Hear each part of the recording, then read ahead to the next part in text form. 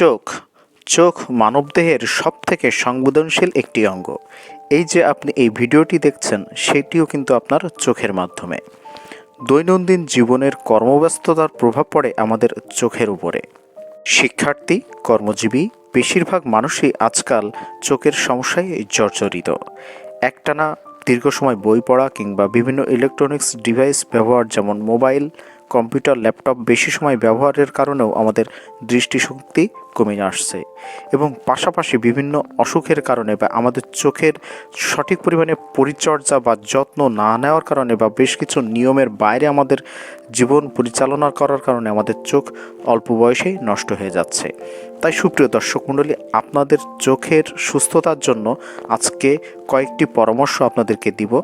সেই পরামর্শটি হলো 6টি পরামর্শ। সেই 6টি পরামর্শ মানতে পারলে আপনারা বৃদ্ধ বয়স পর্যন্ত আপনাদের চোখের জ্যোতি ঠিক থাকবে। তো প্রথমেই আসেন বলি, শাকসবজি খেতে হবে। শাকসবজি আমাদের মানব দেহ তথা চোখের জন্য ভীষণ গুরুত্বপূর্ণ। প্রতিদিনের খাবারের তালিকায় প্রচুর পরিমাণে শাকসবজি রাখার পরামর্শ দিচ্ছেন বিশেষজ্ঞরা। বিশেষ করে সবুজ শাকসবজি আমাদের চোখের জন্য ভীষণ উপকারী। এই সবুজ শাকসবজির পাশাপাশি আপনাকে প্রতিদিন অল্প একটু হলেও টাটকা ফল খেতে হবে, তাহলে আপনার চোখ দীর্ঘদিন ভালো থাকবে। এরপরে আসেন বলি, সানগ্লাস ব্যবহার করতে হবে। সূর্যের অতি বেগুনি রশ্মি আমাদের ত্বক তথা আমাদের চোখের জন্য ভীষণ ক্ষতিকর। সূর্যের বেগুনি রশ্মির হাত থেকে চোখকে রক্ষা করতে হলে সানগ্লাসের কোনো বিকল্প নেই। তাই রোদে বের হলে ইউভি প্রোটেকশনযুক্ত সানগ্লাস ব্যবহার অবশ্যই করতে হবে, যাতে সূর্যের প্রখর তাপ সরাসরি আপনার চোখে লাগতে না পারে। তাহলে আপনার চোখ দীর্ঘদিন ভালো থাকবে।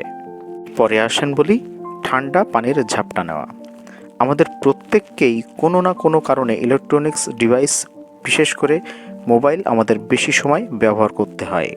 আমরা অনেকটা এতে অভ্যস্ত হয়ে গেছি। এছাড়া আমরা সারাদিনে অনেকক্ষণ টিভিতে প্রিয় গান বা বিভিন্ন ধরনের অনুষ্ঠান দেখে থাকি। তার জন্য হলেও আমাদের টিভি স্ক্রিনে তাকিয়ে থাকতে হয়।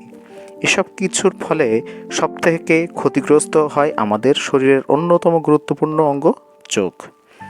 বিশেষজ্ঞরা পরামর্শ দিচ্ছেন, টানা কাজের মাঝে কম্পিউটার স্ক্রিন বা মোবাইল বা ল্যাপটপ বা এই জাতীয় কোনো ডিভাইস ব্যবহার করলে অন্তত 20 মিনিট পর পর আপনার চোখটাকে সরিয়ে ঠান্ডা পানির ঝাপটা দিন। তাতে আপনার চোখ অনেকটা ভালো থাকবে এবং দীর্ঘদিন পর্যন্ত আপনার চোখকে সুরক্ষিত সুস্থ রাখতে পারবেন।